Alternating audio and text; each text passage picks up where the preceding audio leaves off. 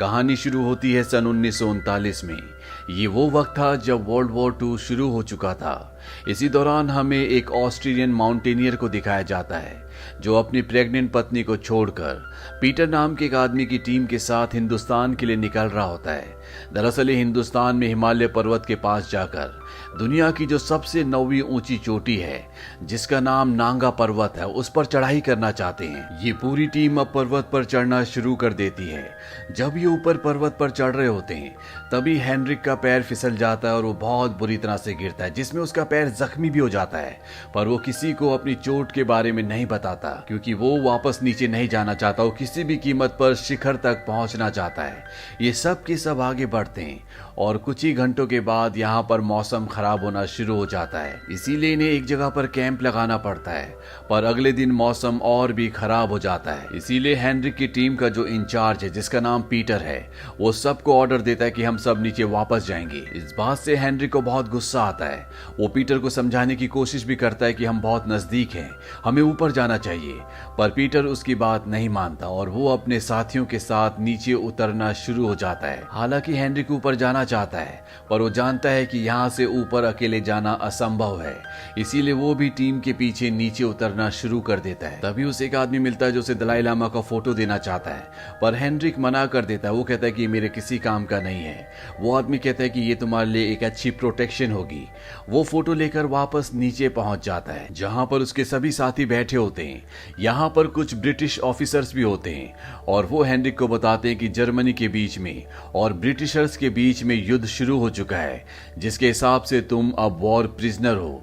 इन सब को गिरफ्तार कर लिया जाता है। दरअसल ये वो वक्त था जब हिंदुस्तान के ऊपर पूरी तरह से ब्रिटिशर्स का कब्जा था। इन सब को गिरफ्तार करके उत्तराखंड की राजधानी देहरादून के एक जेल में भेज दिया जाता है। यहाँ पर चारों तरफ पहाड़ी इलाका होता है। यहाँ पहुंचने के बाद हेनरिक अपने आप से वादा करता है कि वो बहुत जल्द इस जेल से भाग जाएगा। हेनरिक कई बार कोशिश भी करता है पर हर बार वो पकड़ा जाता है। धीरे धीरे वक्त बीतता है और हेनरिक को इस जेल में पूरे 2 साल बीत जाते हैं। एक दिन उसकी पत्नी का लेटर आता है जिसमें उसकी पत्नी ने लिखा होता है कि जिस वक्त तुम पहाड़ चढ़ रहे थे उस वक्त तुम्हारे बेटे ने जन्म लिया था, पर वो तुम्हारे बारे में अभी कुछ नहीं जानता क्योंकि वो बहुत छोटा है। जब वो बड़ा हो जाएगा तो मैं उसे तुम्हारे बारे में बता दूंगी। उसकी पत्नी ने डाइवोर्स पेपर्स भी भेजे होते हैं और लेटर में लिखा होता है कि मैं दूसरी शादी कर रही हूँ, प्लीज तुम डाइवोर्स पेपर पर साइन करके वापस भेज दो ताकि पेपर्स मिलते मैं दोबारा शादी कर लूं। इस बात से हेनरिक को बहुत गुस्सा आता है, उसे बहुत दुख भी होता है और वो अपने आप को इस सजा देता है जिसमें वो जख्मी भी हो जाता है। धीरे धीरे वक्त बीतता है और साल आता है सन 1944 का, जहां पर हेनरिक को पता चलता है कि उसके कुछ साथी जेल से भागने की तैयारी कर रहे हैं।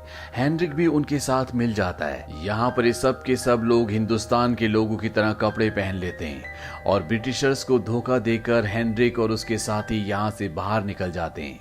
हेनरिक अपने साथियों को कहता है कि यहाँ से मैं अकेला ही सफर तय करूंगा और वो अपने साथियों को छोड़कर निकल जाता है। लेकिन उसे रास्ते का नहीं पता, न ही उसे मंजिल पता है कि उसे कहाँ जाना है, इसीलिए वो पहाड़ों की गुफाओं पर कई दिन गुजारता है और हर पल हर वक्त अपने बेटे को याद करता है जिसे उसने आज तक देखा भी नहीं है। हेनरिक को अपना पेट भरने के लिए मंदिरों से पैसे और खाना चुराना पड़ता है।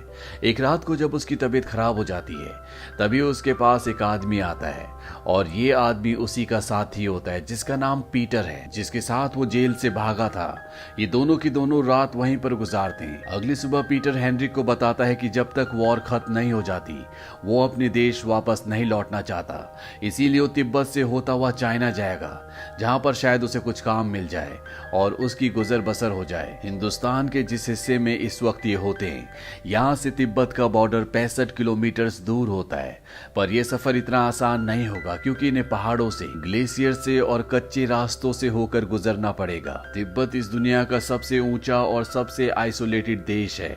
अभी दोनों के दोनों एक लंबा सफर तय करके तिब्बत के एक छोटे से गांव में पहुंच जाते हैं जहां पर इनका स्वागत नहीं किया जाता। इन दोनों को बताया जाता है कि जो 13 दलाई लामा थे उन्होंने एक रूल बनाया था कि यहाँ पर कोई भी फॉरेनर नहीं आएगा क्योंकि बाहर से लोग आकर हमारी गवर्नमेंट पर, हमारे देश पर अपना कब्जा कर सकते हैं। वो हमारे धर्म आश्रम को, हमारी मोनेस्ट्रीज को पूरी तरह से नुकसान पहुंचा सकते हैं। और एक यही कारण होता है कि फॉरेनर्स का इस देश में आना मना होता है। इन दोनों को तिब्बत से बाहर पहुंचा दिया जाता है। एक बार फिर से ये हिंदुस्तान और तिब्बत के बॉर्डर पर हैं, जहां पर खाने का इंतजाम करना बहुत मुश्किल है। तभी तिब्बत बॉर्डर पर एक मेला लगता है। ये दोनों के दोनों मेले में जाते हैं। वहां पर जो लोग होते हैं वो पीटर के हाथ में रिस्ट वॉच देखने के बाद उसे खरीदना चाहते हैं। हेनरिक उसे कहता है कि अगर मेरे पास रिस्ट वॉच होती तो मैं उसे बेच देता। उसके कहने पर पीटर अपनी वॉच बेच देता है। हालांकि वो वॉच उसके लिए बहुत बेशकीमती होती है, क्योंकि वो उसे उसके पिता ने दी थी। ये दोनों के दोनों यहाँ से निकल जाते हैं और जब ये कुछ आगे पहुंचते हैं तो पीटर को पता चलता है कि हेनरिक के पास एक नहीं बल्कि तीन रिस्ट वॉचेस हैं। इस बात से वो पीटर से बहुत गुस्सा होता है। वो कहता है कि तुम अपनी वॉचेस बेच सकते थे। पर हेनरिक को अपनी गलती का कोई भी एहसास नहीं होता। वो कहीं ना कहीं सेल्फिश होता है, साथ ही साथ उसके अंदर गुस्सा भी बहुत ज्यादा होता है। पर जब पीटर उसे छोड़कर जाने लगता है तो वो उसके पास जाता है और उसे कहता है कि तुम ये सारी घड़ियां रख सकते हो। इन दोनों के बीच में सुलह हो जाती है। हेनरिक अपने बेटे को बहुत याद करता है। वो हिसाब लगाता है कि आज वो 3.5 साल का हो चुका होगा। पीटर उसे कहता है कि तुम अपने बेटे को लेटर लिखो, उसे बताओ कि तुम जिंदा हो।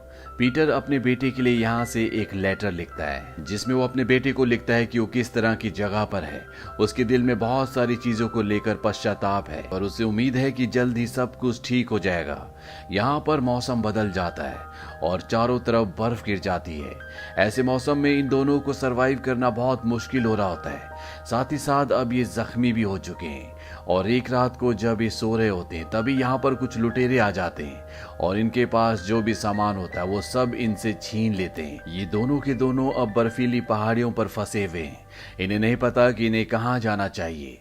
तभी इन्हें कुछ लोगों की आवाज आती है और जब ये दोनों उस तरफ जाते हैं तो ये देखते हैं कि ये तिब्बत के लोग हैं जो तिब्बत की राजधानी लासा जा रहे हैं। ये दोनों भी उनसे रिक्वेस्ट करते हैं। हालांकि तिब्बत की राजधानी लासा में किसी को भी जाने की परमिशन नहीं है, क्योंकि वो एक धार्मिक जगह भी है। पर ये दोनों इन सबको झूठ कहते हैं कि इनके पास उस जगह जाने का परमिट है। वो इन दोनों को अपने साथ ले जाते हैं और अब ये दोनों के दोनों लासा पहुंच जाते हैं। पर ना इनके पास खाना है ना खाना खरीदने के लिए पैसे। इसीलिए जब ये घर के बाहर डॉग्स को खाना खाते हुए देखते हैं तो ये उन्हें हटाकर उनका खाना खाना शुरू कर देते हैं। पर तभी अंदर से एक बूढ़ी औरत आती है जो इन्हें झाड़ू से मारना शुरू कर देती है। यहाँ पर वो आदमी भी आ जाता है जिसका एक घर है और वो इन दोनों को अपने घर पर स्टे करने के लिए, खाना खाने के लिए इनवाइट करता है। साथ ही साथ वो यहाँ की गवर्नमेंट से परमिशन भी ले लेता है कि वो इन दोनों को अपने घर पर मेहमान के तौर पर रखना चाहता है। अब जब हेनरिक और पीटर घर पर होते तो उनके पास एक लेडी आती है जिसका नाम पैमा होता है। वो कहती है कि मुझे यहाँ पर मिस्टर नोंग ने भेजा है, जो कि secretary of the minister of the government है, यानी कि वो यहाँ की गवर्नमेंट में एक बहुत ही ऊंचे पद पर है। पैमा इस शहर की इकलौती टेलर होती है, इसीलिए उसे यहाँ पर इन दोनों का नाप लेने के लिए भेजा होता है ताकि वो इनके लिए कपड़े बना सके। हेनरिक पैमा को अपनी अचीवमेंट्स के बारे में बताता है कि किस तरह से वो ऊंचे ऊंचे पहाड़ों पर चढ़ा, किस तरह से वो एक बहुत ही अच्छा एथलीट था। पर पैमा उससे इम्प्रेस नहीं होती। वो कहती है कि हमारी सिविलाइजेशन में और तुम्हारी सिविलाइजेशन में एक बहुत बड़ा फर्क है। आप लोग सिर्फ उसे अप्रिशिएट करते हो, उसे एडमायर करते हो जो अपने आप को अपनी जिंदगी में टॉप तक ले जाता है। पर हमारी सिविलाइजेशन उसे एडमायर करती है जो अपने ईगो को, यानी कि अहंकार को हमेशा के लिए त्याग देता है। ये सुनकर हेनरिक पूरी तरह से शांत हो जाता है, जैसे उसके सारे शब्द खत्म हो गए हो। अब यहाँ पर इन्हें कुछ वक्त हो जाता है और एक दिन जब ये दोनों के दोनों पैमा के साथ मार्केट जाते हैं तो वहां पर इन्हें आइस स्केटर शूज देखते हैं। पैमा को इस बारे में कुछ नहीं पता होता। ये वहां से वो आइस स्केटिंग वाले शूज खरीद लेते हैं और ये दोनों के दोनों बर्फ में पैमा के साथ आइस स्केटिंग करना शुरू कर देते हैं।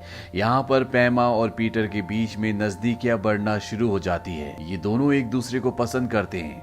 पैमा हेनरिक को पसंद नहीं करती क्योंकि उसकी हर एक बात में कहीं ना कहीं उसे ईगो दिखता है। पीटर यहाँ आइस पर एक मॉन्क को अपने साथ स्केटिंग करना सिखा रहा होता है। तभी ऊपर से दिखाया जाता है जहाँ पर दलाई लामा 14, जो कि अभी बहुत छोटे होते हैं, वो दूरबीन से हेनरिक को देख रहे होते हैं। हेनरिक को यहाँ पर शहर के सर्वे का एक जॉब भी मिल जाता है। धीरे धीरे वक्त बीतता है और अब इन दोनों को यहाँ पर 1 साल बीत चुका है। पैमा और पीटर एक दूसरे से प्यार करते हैं, इसीलिए दोनों शादी कर लेते हैं। और एक दिन नोंग, जिसने इन दोनों के लिए कपड़े बनवाए थे, अब वो इन दोनों का अच्छा दोस्त भी है। वो इन्हें बताता है कि जर्मनी जर्मनी ने अपने घुटने टेक दिए हैं, यानी कि वॉर खत्म हो चुका है। हेनरिक को ये जानकर बहुत खुशी होती है। वो अपने कमरे में जाता है और अपना सामान पैक करना शुरू करता है, पर तभी यहाँ पर एक बूढ़ी औरत आती है। वो हेनरिक को एक लेटर देती है। वो कहती है कि तुम्हारा लेटर है। हेनरिक जब उस लेटर को पढ़ता है तो वो उसके बेटे का लेटर होता है। उसमें लिखा होता है कि तुम मेरे फादर नहीं हो, मुझे लेटर लिखना बंद कर दो। हेनरिक को ये पढ़कर बहुत दुख होता है। अगले दिन जब हेनरिक सो रहा होता है तभी उसके पास एक आदमी आता है। वो उसे एक लेटर देता है और ये लेटर भेजा होता है दलाई लामा की मॉम ने। हेनरिक अब दलाई लामा की मॉम के पास जाता है, जहां पर वो हेनरिक को बताती है कि दलाई लामा तुमसे मिलना चाहते हैं, और वो उन्हें सारे शिष्टाचार भी बताती है कि दलाई लामा से कैसे मिला जाता है। वो बताती है कि तुम्हें सर झुकाकर उन्हें प्रणाम करना होगा, उनकी आंखों में तुम नहीं देख सकते और ना ही उनसे पहले कुछ बोल सकते हो। साथ ही तुम उनकी बराबरी में नहीं बैठ सकते, यानी कि तुम्हारी बैठने की जगह उनकी बैठने की जगह से नीचे होनी चाहिए। अब हेनरिक उस जगह पहुंच जाता है जहां पर दलाई लामा रहते हैं। दलाई लामा अभी बच्चे हैं और जब हेनरिक उनके सामने अपना सर झुकाता है तो वो उसके पीले बाल देखकर बहुत खुश हो जाते हैं, क्योंकि तिब्बत में किसी के बाल भी पीले नहीं होते। दलाई लामा हेनरिक से पूछते हैं क्या तुमने कभी फिल्म देखी है। हेनरिक कहता है कि पिछले 8 सालों से मैंने नहीं देखी, लेकिन मुझे याद है। दलाई लामा कहते हैं कि मैंने भी देखी है, मेरे पास एक प्रोजेक्टर है। मैं चाहता हूं कि तुम यहाँ शहर में एक थिएटर बनाओ जहां लोग पिक्चर देख सकें। साथ ही तुम हर रोज मुझसे मिलने के लिए आ सकते हो। मैं तुम्हारे देश के बारे में, तुम्हारी संस्कृति के बारे में और दुनिया के बारे में बहुत कुछ जानना चाहता हूँ। हेनरिक दलाई लामा की बात मान जाता है और वो मूवी हाउस का काम शुरू करवा देता है। पर जब वहां पर खुदाई हो रही होती है तो खुदाई करने वाले सभी रुक जाते हैं। हेनरिक उनके पास जाता है। हेनरिक को बताया जाता है कि यहाँ पर अर्थवॉर्म्स यानी कि केचुए हैं, इसीलिए वो लोग यहाँ पर खुदाई नहीं कर सकते। हेनरिक दलाई लामा के पास जाता है। दलाई लामा हेनरिक को बताते हैं कि तिब्बत के लोगों का विश्वास है कि इस दुनिया में जो भी लिविंग थिंग है वो उनकी पिछले जन्म की मॉम है, इसीलिए उनके प्रति उन्हें अपनी रिस्पेक्ट को शो करना होगा, उनकी इज्जत करनी होगी। हेनरिक पूछता है तो मुझे अब क्या करना चाहिए। दलाई लामा कहते हैं कि मुझे पता है कि तुम एक समझदार इंसान हो, तुम कोई ना कोई रास्ता जरूर निकाल लोगे। हेनरिक वहां पर बहुत सारे मॉन्क्स को बुलाता है और जितने भी अर्थवॉर्म्स जमीन के नीचे से निकलते हैं वो उन सब को दूसरी जगह छोड़ देते हैं। साथ ही साथ यहाँ पर हेनरिक दलाई लामा को अपने देश के बारे में, अलग अलग कंट्रीज के बारे में, उनके कल्चर के बारे में बहुत सारी चीजें बताता है। हालांकि हेनरिक को बोला गया था कि वो दलाई लामा को छू नहीं सकता, उनकी आंखों में नहीं देख सकता और ना ही उनकी बराबरी में बैठ सकता है, पर दलाई लामा इस तरह का कोई भी परहेज नहीं करते। वो हेनरिक के साथ एक दोस्त की तरह रहते हैं। धीरे धीरे इन दोनों की दोस्ती का बॉन्ड बहुत गहरा हो जाता है। वहीं दूसरी तरफ चाइना ये ऐलान कर देता है कि तिब्बत उन्हीं की कंट्री का एक हिस्सा है और बहुत जल्द तिब्बतियंस को चाइनीज गवर्नमेंट को ज्वाइन करना होगा। पर तिब्बत के राज प्रतिनिधि इस बात को पूरी तरह से ठुकरा देते हैं। वो कहते हैं कि तिब्बत ऐसा कभी भी नहीं करेगा और तिब्बत की सीमा के अंदर जितने भी चाइनीज हैं उन सबको वहां से निकाल दिया जाए। वहीं हेनरिक जब एक बार रेडियो ठीक कर रहा होता है तो दलाई लामा उससे पूछते क्या तुम अपने देश की न्यूज को सुनते हो। हेनरिक कहते हैं कि नहीं, मैं अपने देश की न्यूज नहीं सुनता। दलाई लामा पूछते क्या तुम्हारा वहां पर कोई दोस्त या परिवार नहीं है। हेनरिक कहता है कि मेरा डाइवोर्स हो चुका है। दलाई लामा उससे पूछते हैं कि ऐसा क्यों हुआ। हेनरिक बताता है कि मैं बच्चा नहीं चाहता था और जब मेरी पत्नी प्रेग्नेंट थी तो मैं उसे छोड़कर यहाँ पहाड़ों पर चढ़ने के लिए आ गया। पर ये कहते हुए उसके चेहरे पर, उसकी आवाज में उदासी होती है। उसे एहसास है कि उसने जो कुछ भी किया था वो गलत था। हेनरिक अब यहाँ पर मूवी थिएटर भी तैयार कर देता है और जिस दिन क्रिसमस होता है वो सबको अपने घर पर इनवाइट करता है, अपने दोस्त पीटर को भी। वो उसे गिफ्ट देता है और ये गिफ्ट वही घड़ी होती है जो उसके पिता की थी, जो उसने हेनरिक के कहने पर मेले में बेच दी थी। इससे पता चलता है कि हेनरिक का जीवन अब पूरी तरह से बदल चुका है। यहाँ तिब्बतियंस के बीच में रहकर दलाई लामा के साथ से उसके जीवन में एक बहुत बड़ा बदलाव आया है। उसके अंदर जो भी ईगो था, जो भी गुस्सा था, अब वो बहुत हद तक कम हो चुका है। वहीं एक रात को दलाई लामा को सपना आता है कि जिस गांव में उनका जन्म हुआ था उस गांव को चाइनीज आर्मी ने पूरी तरह से तबाह कर दिया। उनके मंदिरों को यानी कि मोनेस्ट्रीज को पूरी तरह से तबाह कर दिया। कई बेगुनाह लोगों को और मॉन्क्स को मौत के घाट उतार दिया।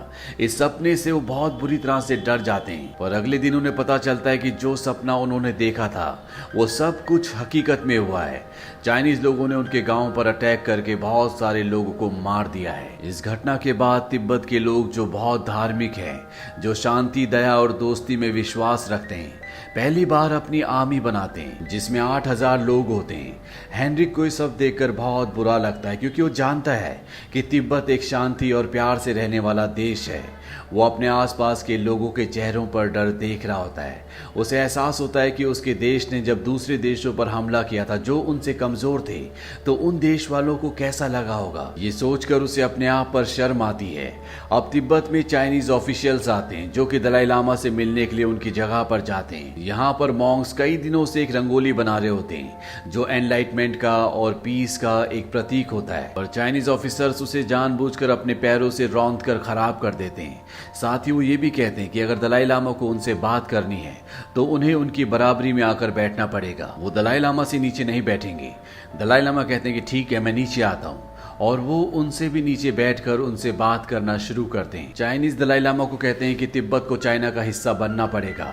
दलाई लामा कहते हैं कि अभी उनकी कोरोनेशन सेरेमनी नहीं हुई, यानी कि जिस गद्दी पर उनका अधिकार है, उनका एक तरह से राज्याभिषेक यानी कि उनकी जो पदवी है उन्हें नहीं दी गई है, इसीलिए वो इस फैसले को नहीं ले सकते। इस बात से चाइनीज ऑफिशियल यहाँ से नाराज होकर चले जाते हैं और बहुत जल्द तिब्बत के ऊपर हमला कर देते हैं। यहाँ पर तिब्बत का सीनियर ऑफिसर जिसका नाम नोंग है, वो अपने सीनियर से कहता है कि हमें चाइनीज के आगे सरेंडर कर देना चाहिए, पर वो उसकी बात नहीं मानते। इसीलिए नोंग उस जगह जाता है जहाँ पर तिब्बत का सारा गोला बारूद होता है। वहाँ पर अपने एक आदमी को मशाल देकर उस पूरी जगह को ब्लास्ट कर देता है, जिस वजह से तिब्बत मात्र 11 दिन में इस जंग को हार जाता है। और जब चाइनीज ऑफिसर्स यहाँ पर तिब्बत में आकर तिब्बत के ऑफिसर से डॉक्यूमेंट्स में साइन करवाते हैं, तभी एक आदमी हेनरिक को बताता है कि ये सब का सब नोंग ने किया है।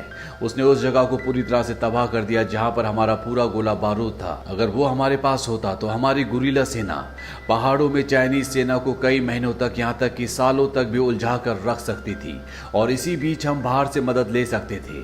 पर अब नोंग ने सब कुछ तबाह कर दिया। नोंग वही आदमी है जिसने हेनरिक को और पीटर को कपड़े बनवा कर दिए थे, और वो हेनरिक का बहुत अच्छा दोस्त भी होता है। हेनरिक नोंग के पास जाता है और उसने जो उसे जैकेट दिया था वो उसके मुंह पर फेंक कर मारता है। वो कहता है कि तुमने अपने देश से धोखा किया, तुम एक गद्दार हो। अगर मैं पहले जैसा इंसान होता तो मैं चाहता कि तुम मर जाओ, पर अब मैं चाहता हूं कि तुम लंबा जियो ताकि तुम्हारी शर्म, तुम्हारी शर्मिंदगी ताउम्र तुम्हारे साथ चलती रहे। ये कहकर वो वहां से निकल जाता है और दलाई लामा के पास जाता है। वो दलाई लामा से कहता है कि उनका अब तिब्बत में रहना ठीक नहीं है। दलाई लामा उसे कहते हैं कि अगर किसी प्रॉब्लम का सॉल्यूशन हो तो उसके बारे में चिंता नहीं करनी चाहिए, अगर किसी बात का सॉल्यूशन ना भी हो तो उसके बारे में चिंता करके कोई फायदा नहीं होता, इसीलिए चिंता करना छोड़ दो। वैसे भी मेरी जिंदगी दूसरे लोगों के नाम है, उनकी सेवा से ही मुझे मोक्ष मिलेगा। हेनरी कहता है तो मैं भी अपने देश वापस नहीं जा सकता क्योंकि मेरा मोक्ष आप हो। दलाई लामा उसे बताते हैं कि एक बार बुद्धा ने कहा था कि मेरी नजर से, मेरे ज्ञान से तुम मोक्ष नहीं पा सकते, इसके लिए तुम्हें मेहनत करनी होगी, प्रैक्टिस करनी होगी, इसीलिए हमेशा हार्ड वर्क करो और अपने मोक्ष को खुद पाओ। वो हेनरिक को ये भी कहते हैं कि मैं तुम्हारा बेटा नहीं हूँ और ना ही मैंने तुम्हें अपना कभी पिता समझा, तुम्हें अपने बेटे के पास ऑस्ट्रिया वापस चले जाना चाहिए। हेनरिक की आंखों में आंसू आ जाते हैं। वो कहता है कि मेरा बेटा हमेशा मेरे साथ था। दलाई लामा कहते हैं कि मेरी इंटॉर्नमेंट सेरेमनी होने वाली है, जिसे अटेंड करने के बाद तुम अपने बेटे के पास वापस लौट जाना। वैसे भी अब तुम्हारा काम यहाँ पर खत्म हो चुका है। दलाई लामा की इंटॉर्नमेंट सेरेमनी होती है जिसमें उन्हें तिब्बत का स्पिरिचुअल और टेम्परल लीडर बना दिया जाता है। इसके बाद हेनरिक सन 1951 में 13 साल बाद अपने देश वापस लौट जाता है, जहां पर पहली बार वो अपने बेटे को देखता है और उसे वो म्यूजिक बॉक्स देता है जो उसे दलाई लामा ने दिया था। अब कई सालों बाद दिखाया जाता है कि हेनरिक और उसके बेटे के बीच में बहुत अच्छा बॉन्ड है, और जिस तरह से वो खुद माउंटेन क्लाइंबिंग किया करता था उसी तरह से वो अपने बेटे को भी करवा रहा होता है। तिब्बत के सफर ने हेनरिक के पूरे जीवन को बदल दिया था। उसे जीवन की असलियत का पता चला। उसे पता चला कि पीस, लव यही दुनिया में सब कुछ है। हमें दूसरों से प्यार करना चाहिए। जिस तरह से हम जीते हैं उसी तरह से दूसरों को भी जीने का अधिकार है। हेनरिक के दोस्त पीटर ने तिब्बत में शादी कर ली थी, इसीलिए वो कभी वहां से आए नहीं। अंत में हमें बताया जाता है कि जब चाइना ने तिब्बत के ऊपर हमला किया था तो तिब्बत के 10 लाख लोग मारे गए थे। साथ ही तिब्बत की 6000 मोनेस्ट्रीज को यानी कि धार्मिक स्थानों को भी पूरी तरह से तबाह कर दिया गया था। दलाई लामा सन 1959 में हिंदुस्तान आ गए और आज भी वो हिंदुस्तान में ही है। उन्हें सन 1989 में दलाई लामा को दुनिया में शांति का संदेश फैलाने के लिए नोबेल प्राइज से सम्मानित किया गया। दलाई लामा और हेनरिक आज भी दोनों एक दूसरे के बहुत अच्छे दोस्त हैं। तो ये थी पूरी कहानी 7 ईयर्स इन तिब्बत की। ये मूवी सन 1997 में रिलीज हुई थी। IMDb पर इसकी रेटिंग है 7.1। उम्मीद करते हैं कि ये कहानी आपको पसंद आई होगी।